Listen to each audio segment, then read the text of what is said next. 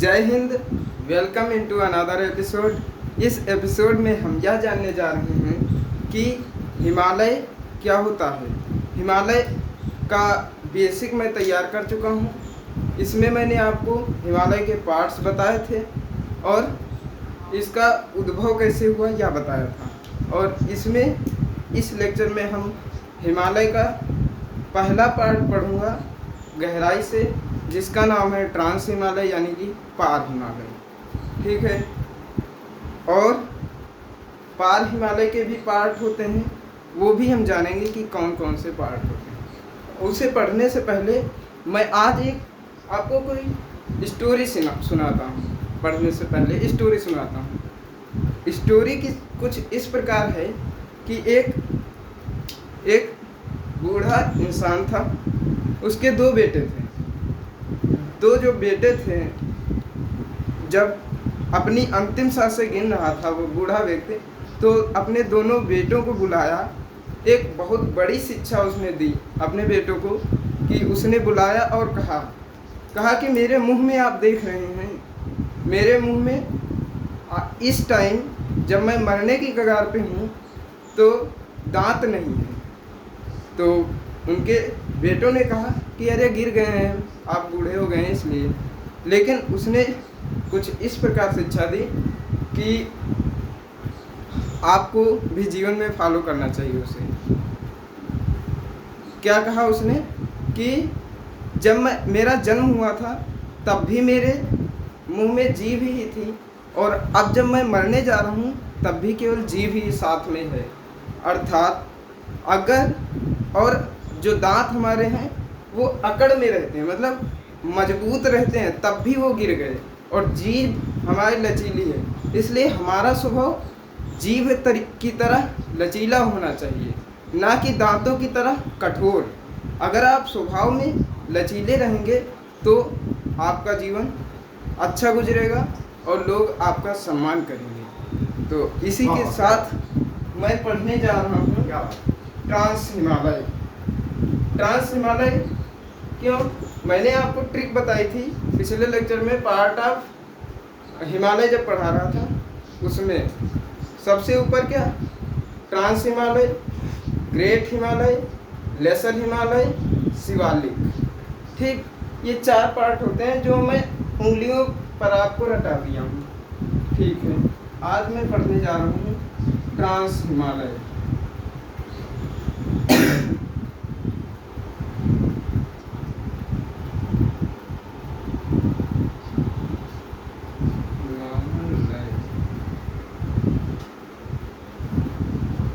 यानी कि पार हिमालय।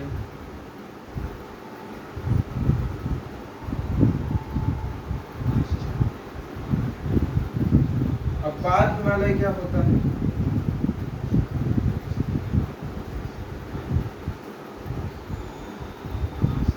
पार हिमालय क्या होता है? मैंने आपको पिछले लेक्चर में बताया कि इधर से अगर मैं अपने भारत से देखें तो आपको दिखेंगी शिवालिक की पहाड़ियाँ, उसके ऊपर दिखेंगे लेसर हिमालय, ग्रेट हिमालय, ये तीन हिमालय दिखेंगे। लेकिन पार हिमालय आपको नहीं दिखाई पड़ेगा। जब ये सारी पहाड़ियाँ पर्वत पार करके जाएंगे तब पार हिमालय पे पहुँचेंगे। पार हिमालय, जब मैंने बताया आपको कि पार हिमालय मुख्य रूप से हिमालय का पार्ट नहीं है, लेकिन ये उसके साथ में है, इसलिए इसे हिमालय का ही पार्ट मानते हैं। इसका विकास हिमालय का जब विकास हो रहा था उससे कई वर्षों पहले यह बन के खड़ा हो चुका था पार हिमालय। इसलिए सबसे प्राचीन हिमालय यही पार हिमालय ही है। ठीक है। और मैं आज पढ़ने जा रहा हूँ ट्रांस हिमालय। ट्रांस हिमालय कितने प्रकार का होता है? इस पर कुछ श्रेणियां पाई जाती हैं। श्रेणियों के आधार पे इसे भी चार टाइप्स पे से बांटा गया है। 1 2 3 4। सबसे ऊपर आती हैं काराकोरम रेंज, काराकोरम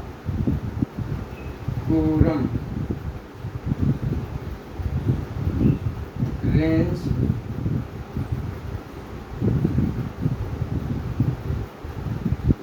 काराकोरम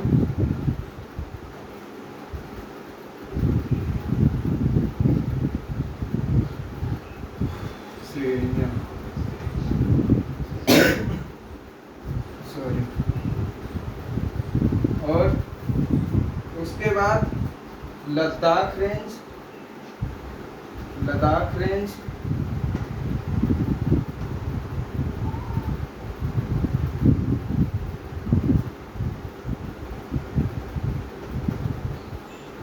लद्दाख श्रेणियाँ,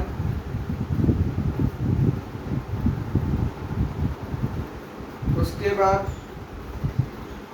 जास्कर रेंज,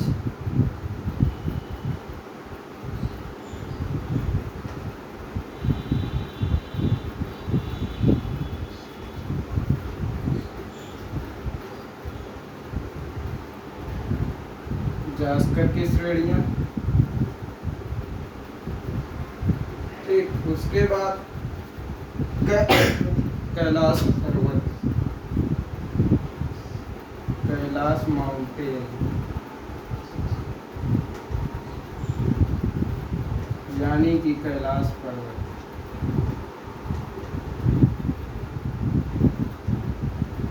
ठीक, 4 प्रकार के हमारे ये हमारा पार हिमालय होता है। और इसे हम, इसकी लोकेशन क्या होती है? पार हिमालय की लोकेशन,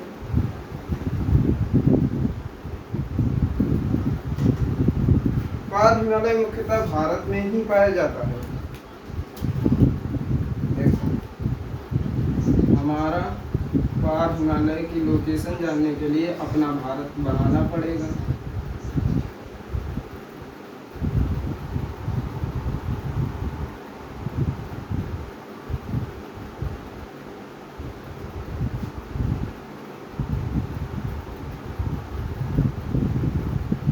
मैं पूरा भारत नहीं बनाऊंगा, आपको समझाने के लिए बस।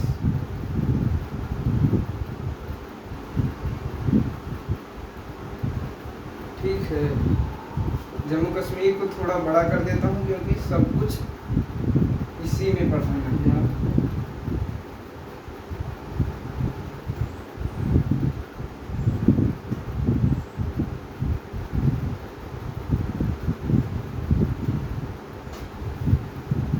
ठीक है, अब सबसे ऊपर बताया मैंने काराकोरम रेंज। यहाँ पर काराकोरम रेंज का मतलब कई सारी श्रेणियां पाई जाती हैं, पर्वत श्रेणियां पाई जाती हैं। श्रेणियां ये हो गई काराकोरम रेंज, पर्वत श्रेणियां।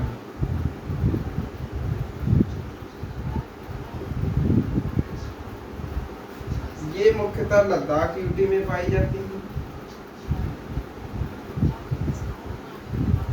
जम्मू कश्मीर यहाँ कहीं है और लद्दाख ये इतना पार्ट लद्दाख है, ये जम्मू कश्मीर है।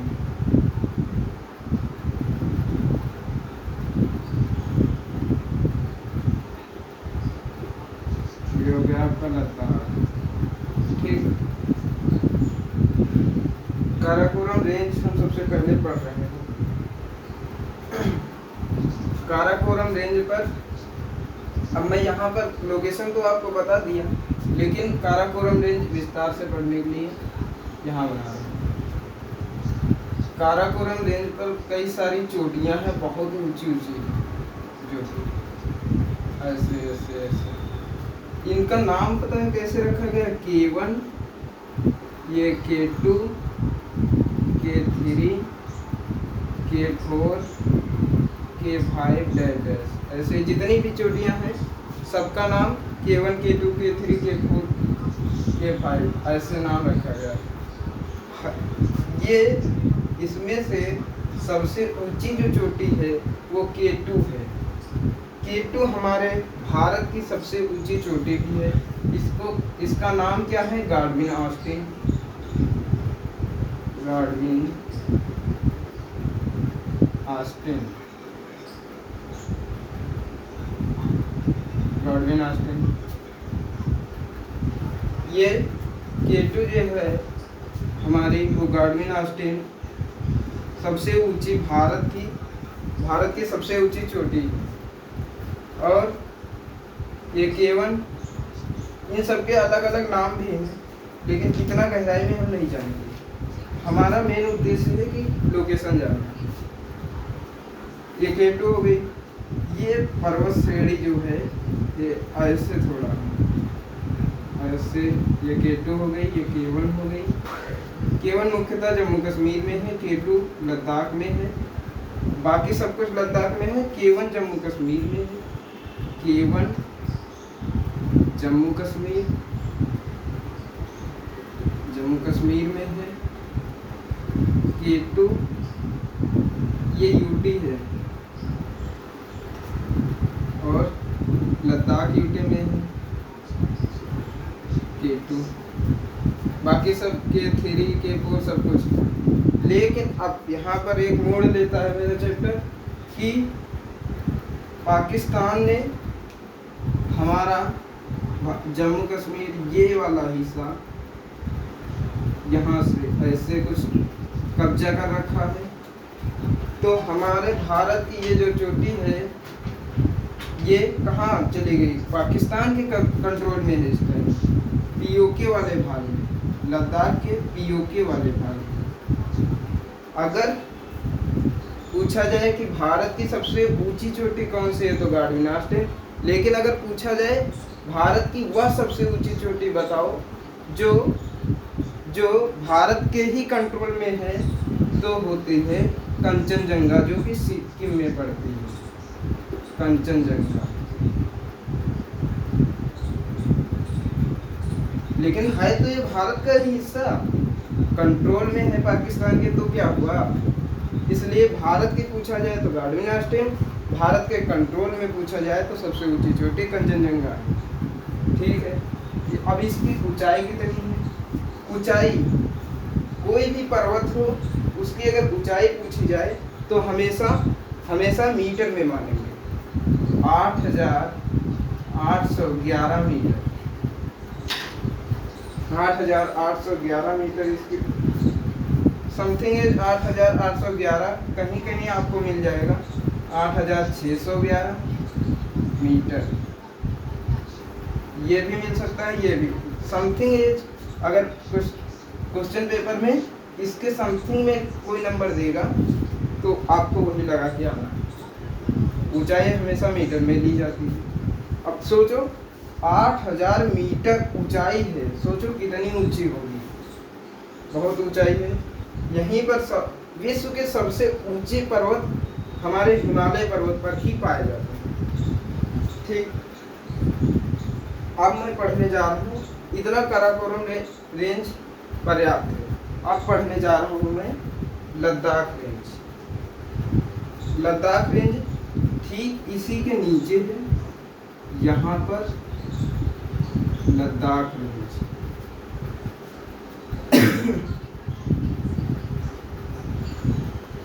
लद्दाख श्रेणी। लद्दाख श्रेणी में हमें क्या जानना है? लद्दाख श्रेणी में हमें यह जानना है कि ये, अब मैं यहाँ बना रहा हूँ, वहाँ केवल मैं लोकेशन बता रहा हूँ, विस्तार से इधर समझा रहा हूँ। लद्दाख रेंज की जो श्रेणियाँ हैं ये बहुत ज़्यादा ढालदार है। कहने का मतलब ये एकदम खड़ी, विश्व की सबसे खड़ी चोटियाँ कहाँ पाई जाती हैं? लद्दाख रेंज में, भारत की। अगर क्वेश्चन में पूछता है ये कि विश्व की सबसे खड़ी चोटियाँ कहाँ पाई जाती हैं, तो लद्दाख रेंज पर। ठीक है। और खड़ी चोटियाँ पाई जाती हैं, उस चोटी का नाम, जो सबसे खड़ी चोटी इनमें से है, वो उसका नाम है राकापोसी। राकापोसी, राकापोसी जो हमारी लद्दाख रेंज की एक श्रेणी है, वो सबसे ढालदार यानी कि खड़ी है, लगभग एकदम सीधी, हल्की सीधी तिरछी है। अगर यहाँ से पानी गिरे तो बहुत जल्दी नीचे आएगा, इन पर ज़्यादा ढाल है, तो कम फिसलेगा पानी, लेकिन इससे बहुत जल्दी नीचे गिरेगा। तो सबसे खड़ी चोटी विश्व की हमारे लद्दाख रेंज पर, भारत के लद्दाख रेंज पर है, उसका नाम है राकापोसी। ठीक है, लद्दाख रेंज के बारे में इतना ही बहुत है।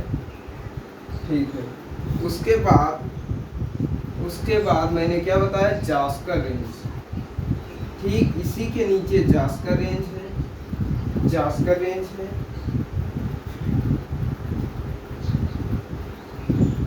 जास्कर रेंज, जास्कर रेंज और लद्दाख रेंज, इनके बीच एक नदी बहती है। इस नदी का नाम कोई बता सकता है क्या? आप अनुमान लगा सकते हैं कि अभी फिलहाल मैंने कुछ पढ़ाया नहीं है नदी के बारे में, तो आप अनुमान नहीं लगा पाएंगे। अगर अलग कहीं से पढ़ रहे होंगे तो आप इसका देखते ही नाम बता देंगे कि ये सिंधु नदी है, क्योंकि इधर पाकिस्तान में भी जा रहा है। 70% पानी पाकिस्तान में जाता है सिंधु नदी का, और 30% इंडिया में, समथिंग इट इज। ठीक है, ये सिंधु नदी है, सिंधु नदी। इतना समझ आया? अगर इतना समझ आया तो एक जो मेरी तीसरी चोटी है, तीसरी जो श्रेणी है, या उसे जानेंगे। उसे जानने से पहले ये इधर मिटाना पड़ेगा। लद्दाख रेंज आपको पता ही है, लद्दाख रेंज, ये जास्कर रेंज है, इसका नाम लिख दिया जास्कर, जास्कर श्रेणी है। अब हमारे भारत के इधर क्या है, चाइना, यहाँ पर नेपाल है, यहाँ पर भूटान, ठीक, यहाँ पर चीन, ठीक, यहाँ पर तिब्बत है,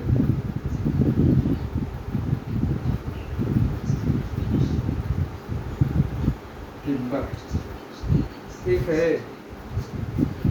तिब्बत पर में ही हमारी क्या है, कैलाश, कैलाश पर्वत श्रेणी। ये क्या है, कैलाश पर्वत। शिव शंकर चले कैलाश रेडी कैलाश पर्वत। हमारे शंकर जी भी यही विराजमान है कैलाश पर्वत पर। प्रॉब्लम ये होती है कि हमारे शंकर जी के भक्त यहाँ पहुँचेंगे कैसे, बहुत दूर पड़ जा रहा है। मान लिया यहाँ पर भगवान शिव का एक बहुत बड़ा भक्त है, वो जाना चाहता है कैलाश पर्वत पे, वहाँ पूजा साधना करने के लिए। वो कहाँ से जा सकता है, कैसे जाएगा, कैसे जाएगा? ये हमारा भक्त है, शिव जी का भक्त है, वो कैसे पहुँचेगा वहाँ, मैं ये बताने जा रहा हूँ। ये जाएगा, इसके पास दो रास्ते हैं, या तो फिर ये इधर से जाए ऐसे, तब पहुँचेगा, और दूसरा रास्ता है इसके पास, इधर ऐसे जाएगा। यानी कि यहाँ पर नाकुला दर्रा पड़ता है, नाकुला दर्रा, या तो फिर लिपुलेख नामक स्थान है, लिपुलेख नामक स्थान है, ये लिपुलेख। जैसे हम जब लखनऊ से यहाँ आते हैं गाजियाबाद, तो मैं क्या कहता हूँ, किधर से होकर जाएंगे? तो या तो कहेंगे हम कानपुर सेंट्रल होते हुए आएंगे, या फिर कहते हैं कि मुरादाबाद होते हुए, मतलब एक स्थान का नाम बता देते हैं जो फेमस होता है कि उस जगह होते हुए आएंगे। रास्ते में पड़ेंगे बहुत सारे स्थान, लेकिन मेनली हम क्या कहते हैं कि नाकुला, क्योंकि यहाँ तक पहुँचने के लिए मेरे पास और भी रास्ते हैं, लेकिन यहाँ से जब जाना है तो नाकुला दर्रा, अगर इधर की ओर जाएंगे तो नाकुला दर्रा होकर ही जाना पड़ेगा। ऐसे ही इधर से अगर जाएंगे, चाहे यहाँ से जाएं चाहे ऐसे जाएं, लेकिन जाना तुम्हें लिपुलेख स्थान से ही होकर। इसलिए हमारे पास दो रास्ते हैं, एक नाकुला दर्रा होते हुए जाएंगे और दूसरा है लिपुलेख। लिपलोक लिम्पियाधुरा काला पानी, ये हमारे KP शर्मा ओली थे, विवादित बयान दिए थे कि ये नेपाल में है, लेकिन ऐसा नहीं है, ये भारत का हिस्सा अभिन्न अंग है। बाद में माफी भी मांगे थे लोग यहाँ के, बाद में कहे कि हाँ ये यहीं का है, भारत का ही लिपलेख होते हुए जाओ या फिर नाकुला दर्रा होते हुए जाओ। ठीक, इतना अगर समझ आया है तो हम क्या आपको पढ़ाएंगे कैलाश पर्वत के बारे में। अभी और बहुत सी चीज़ें बची हैं, हम पढ़ रहे हैं कैलाश पर्वत। ये जो कैलाश पर्वत है,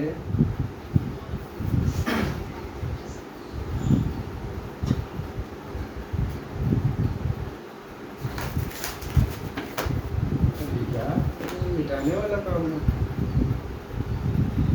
कैलाश पर्वत पे हमेशा साल के, कैलाश पर्वत क्या, ये जो पार हिमालय है यानी कि ट्रांस हिमालय, इस पर हमेशा हमेशा बर्फ पड़ी रहती है। ये बर्फ हमेशा पड़ी रहती है, जिसे हम क्या कहते हैं, ग्लेशियर। इसके ऊपर ऐसे ऐसे पूरी पहाड़ियाँ ढकी रहती हैं बर्फ से, इसे क्या कहते हैं, ग्लेशियर। ग्लेशियर, ठीक। ग्लेशियर समझ आया क्या होता है? ग्लेशियर जो हमारी पहाड़ियाँ बर्फ से ढकी रहते हैं उन्हें ग्लेशियर कहते हैं। और पार हिमालय की सारी पहाड़ियाँ साल के 12 महीने हमेशा उस पर बर्फ जमी रहती है। अगर बर्फ जमी रहती है तो कभी गर्मी पड़ती और कभी ठंडी पड़ती है। जब गर्मी पड़ती है तब ये पिघलती हैं तो इनका पानी कहीं आएगा। ये जो मैं पढ़ रहा हूँ केवल कैलाश पर्वत, ये कैलाश पर्वत बनाए हुए, पानी कहीं इकट्ठा होगा, उसे जो इकट्ठा होता है पानी उसे कहते हैं झील। हमारा जो कैलाश पर्वत है यहाँ ये 2 झीलों का निर्माण करता है। 2 झीलों का निर्माण करता है। वो कौन कौन सी झीलें हैं मैं ये बताने जा रहा हूँ आपको। एक तो मानसरोवर झील है,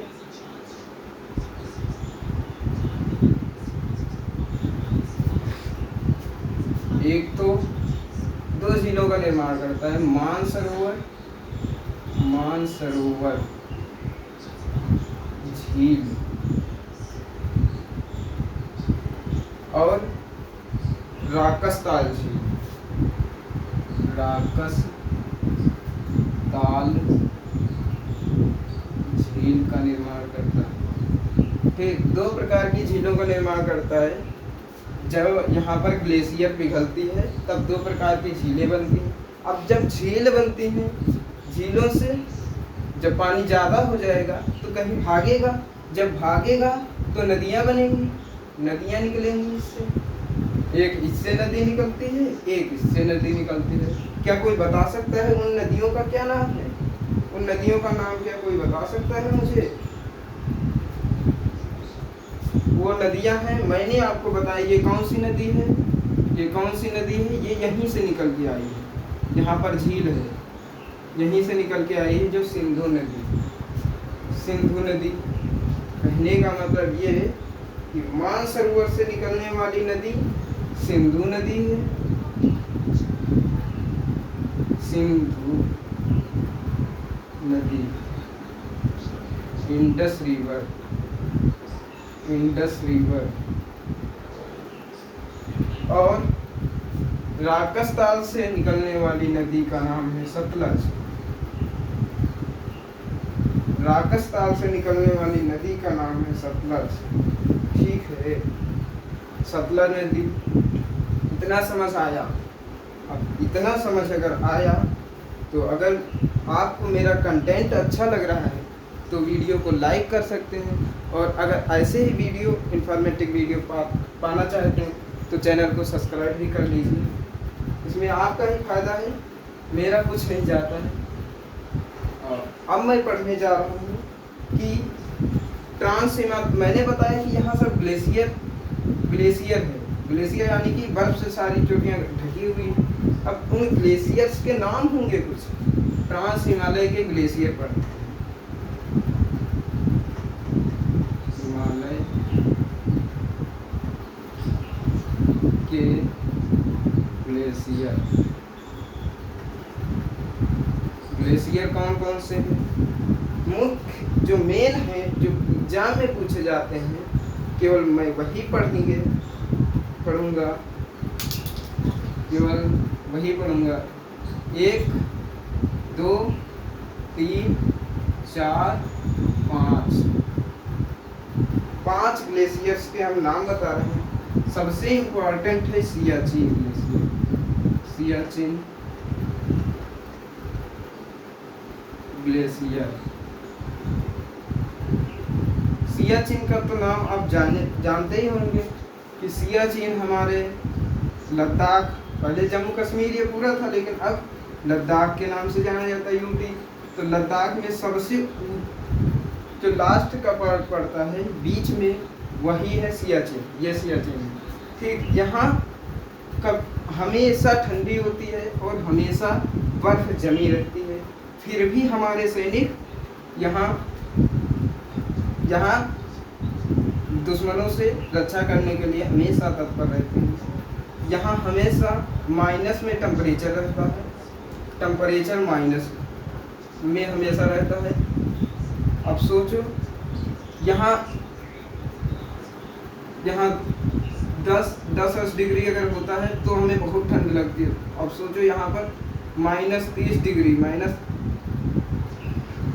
-20 डिग्री ऐसे टेम्परेचर रहता है, तो कितनी ठंड पड़ती, क्योंकि कभी यहाँ पर बर्फ समाप्त ही नहीं होती। यहीं पर एक बार जब बांट के बाद, भारत और पाकिस्तान का बांट होने के बाद आराम से रहने लगे थे भारत के लोग और पाकिस्तान के लोग। पाकिस्तान ने सोचा कि ये तो आराम से दिल्ली में बैठे हुए हैं जवाहरलाल नेहरू, इसने सोचा कि क्यों ना हम अटैक करके इसको कब्जा कर लें। इसने अटैक कर भी दिया, और जब किया तो इसने यहाँ तक, और उस समय मुख्य रूप से भारत का हिस्सा नहीं था जम्मू कश्मीर। यहाँ के राजा थे हरी सिंह राजा थे। वो इतने दूरदर्शी नहीं थे कि वो भारत में जवाहरलाल नेहरू से कह के तुरंत मिल जाते।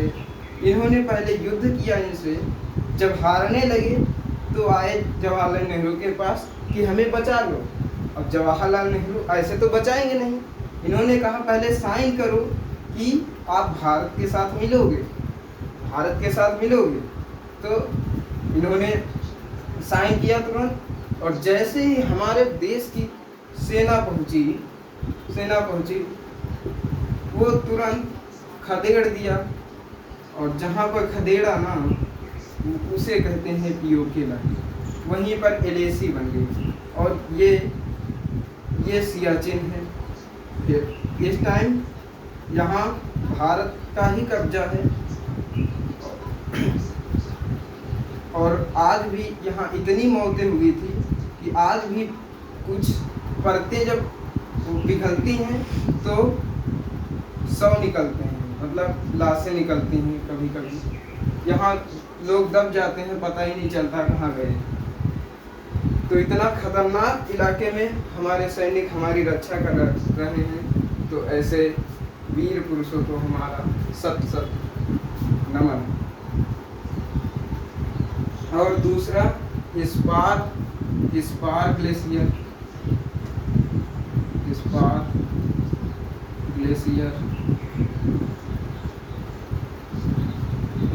ग्लेशियर, तीसरा बायफो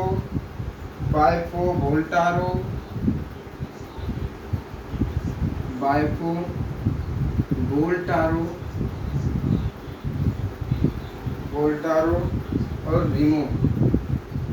ये फिलहाल याद करने की जरूरत नहीं है, इनमें से केवल हिस्पार और सियाचिन ग्लेशियर याद रखने की जरूरत है। ये दोनों इम्पॉर्टेंट हैं, बाकी तो मैंने बता दिया, मुझे पता थे। ठीक है, तो इस लेक्चर में मैं इतना ही रखता हूँ। नेक्स्ट लेक्चर में मैं अगला पार्ट पढ़ूंगा। ये उंगलियां बता देना, ये ट्रांस हिमालय खत्म। अब इसके बाद मैं पढ़ूंगा क्या, ग्रेट हिमालय। तो तो इस लेक्चर में इतना रखते हैं। जय हिंद, जय भारत, स्वस्थ रहिए, मस्त रहिए, ज़बरदस्त रहिए।